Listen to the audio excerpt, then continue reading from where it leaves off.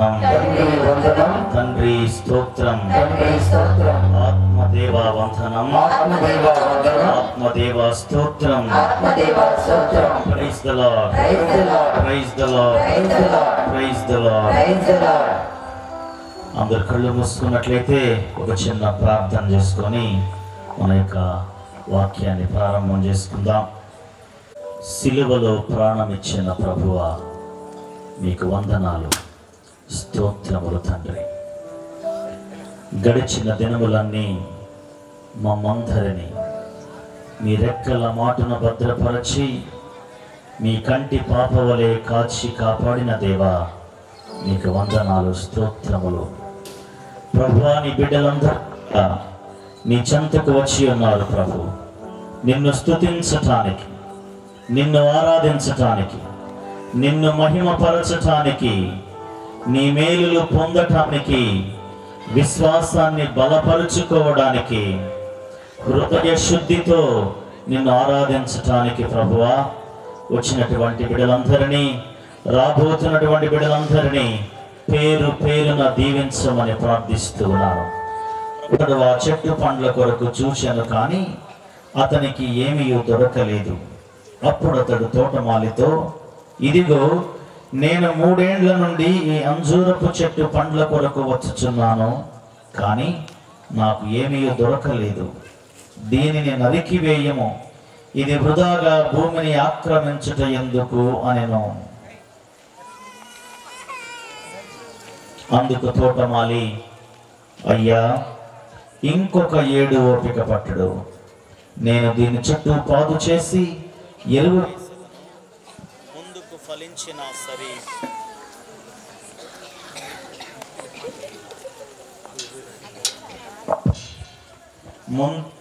అయ్యా ఇంకొక 7 ఓపిక పట్టుడు, నేను దీని చుట్టూ పాదు చేసి ఎరువు వేసేదను, ముందుకు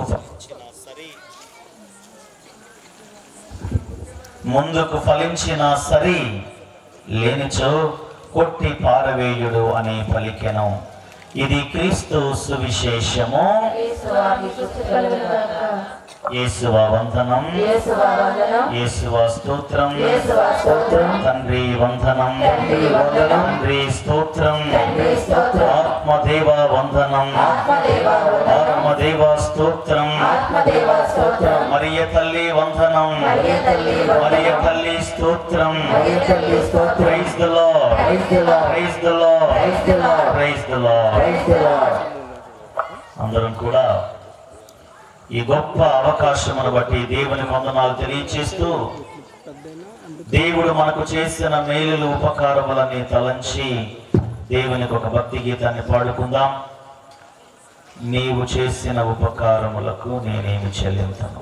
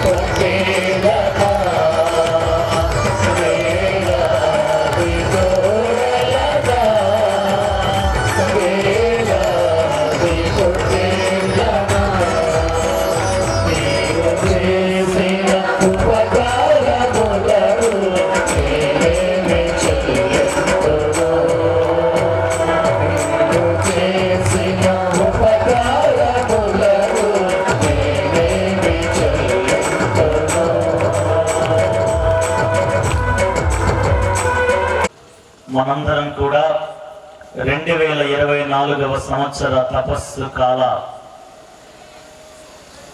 ప్రార్థనా కూటాలు ఈరోజు ప్రారంభం చేసుకున్నాం. మీ ఫాదర్ గారు చాలా చక్కని థీమ్ పెట్టారు. ఇక్కడ అంశం క్రీస్తులో నూతనీకరణ మహాసభలు. క్రీస్తులో నూతనీకరణ చెందడం.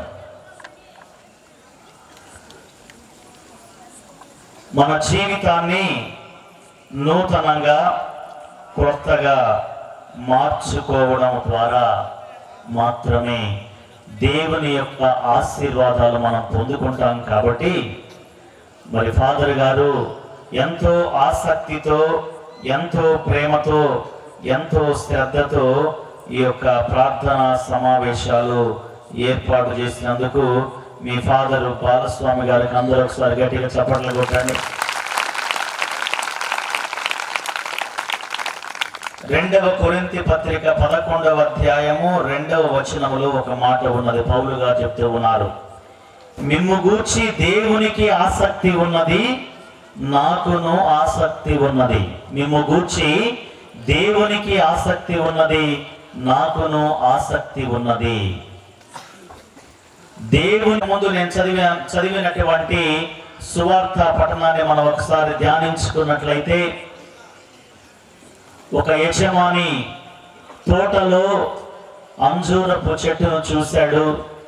3 ఏండ్ల నుండి దాని కొరకు సేవలు చేయడానికి తోటమాలిని మరి జీతం ఇచ్చి పెట్టుకొని ఉన్నాడు. కానీ ఆ అంజూరపు చెట్టు మాత్రము ఎరువు తీసుకుంటూ ఉంది, నీరు తీసుకుంటూ ఉంది, స్థలం ఆక్రమిస్తూ ఉంది. కానీ ఫలాలు మాత్రము ఇవ్వడం లేదు. మరి ఫలం ఇవ్వని చెట్టును మనం ఇష్టపడతామా? ఇష్టపడతామమ్మా? ఇష్టపడము. కాబట్టి అదే విధంగా యజమాని కూడా తోటమాలితో అంటూ ఉన్నాడు, ఏమని?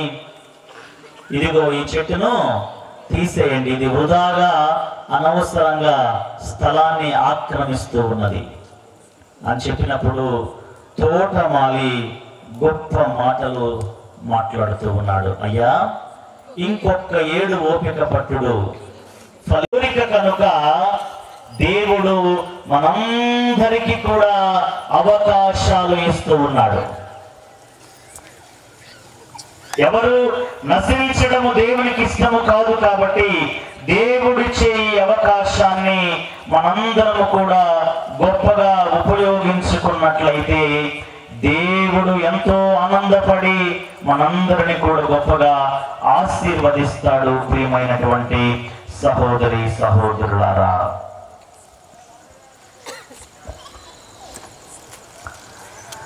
రెండవ కొరింథీ పత్రిక 5వ అధ్యాయము 17వ వచనము, ఎవడైనను క్రీస్తునందున్న ఎడల అతడు నూతన సృష్టి, పాత జీవితము గతించినది, కొత్త జీవితము ప్రారంభమైనది. పాత జీవితము గతించినది. ఈ తపస్సు కాలంలో ముఖ్యముగా మీ విచారణ కొరకు మీరు ఏర్పాటు చేసుకున్న ఈ 3 రోజుల అవకాశము కూడా చాలా శ్రేష్టమైనటువంటిది. ప్రియులారా, దీన్ని ఏం చేయాలి? సద్వినియోగం చేసుకోవాలి. ముఖ్యంగా దేవుడిచ్చే అవకాశము చాలా విలువైనది. దేవుడిచ్చే అవకాశము చాలా విలువైనది. దేవుడిచ్చే అవకాశము చాలా శ్రేష్టమైనది. ప్రియులారా, ఇది అనుకూల సమయము, నేడే రక్షణ దినము. కాబట్టి మరొక అవకాశం మనకు ఉంటుందో ఉండదో తెలుసా అండి? మా భాష అర్థమవుతుంది కదా, మాకు తెలంగాణ యాస ఉంటుంది, అర్థమవుతుంది కదా. అవుతుందిలే, మీరందరూ సినిమాల్లో చూస్తున్నారు కదా భాష, అవునా కదా? కాబట్టి మరి మనందరం కూడా దేవుడిచ్చినటువంటి అవకాశం అనేది చాలా విలువైనది. విలువైన అవకాశాలు విలువగానే భావించాలి. విలువైన అవకాశాలు విలువగా భావించాలి. బహుశా ఇదే ఒకవేళ చివరి అవకాశం అయితే, అవునా? కావచ్చేమో, అవునా కదా? తెలుసా ఎవరికన్నా? కాదు అనుకోవడానికి ఉన్నదండి, ఉన్నదా?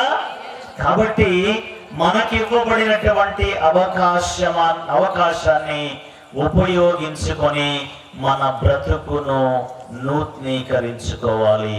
క్రీస్తు ప్రభువులో ప్రియమైనటువంటి దేవుని బిడ్డలారా, ఇవి చెడు దినములు కనుక మీకు ఇవ్వబడినటువంటి ప్రతి అవకాశమును సద్వినియోగము చేసుకొనుడు. అవకాశం అనేది పక్షి లాంటిదంట. అవకాశం అనేది, ఆపర్చునిటీ ఈజ్ ఏ బర్డ్. అవకాశం అనేది పక్షి లాంటిదంట. ఒకసారి వచ్చి వాలితే మళ్ళీ వస్తుందో రాదో తెలియదు. తెలుసా మాస్టర్, మీ ఇంటికి వచ్చిన పక్షి రెండోసారి మూడోసారి వచ్చిందా? సేమ్ పక్షి వచ్చిందో రాలేదు తెలియదు, అవునా కదా? రావచ్చు, రాకపోవచ్చు. అవకాశం అనేది పక్షి లాంటిదంటమ్మా. ఒకసారి ఎగిరిపోతే మళ్ళీ వస్తుందో లేదో తెలియదు. నూతనీకరింపబడాలి.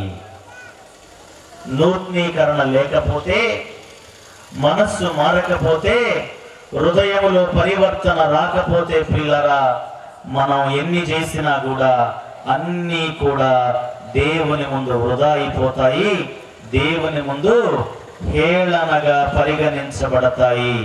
కాబట్టి మనందరము కూడా ఏం చేయాలి? ఈ అవకాశాన్ని ఉపయోగించుకొని నిజాయితీగా, నటన లేకుండా నిజాయితీగా, స్వచ్ఛంగా ప్రభువు ముందు మన జీవితాన్ని బయల్పరచాలి.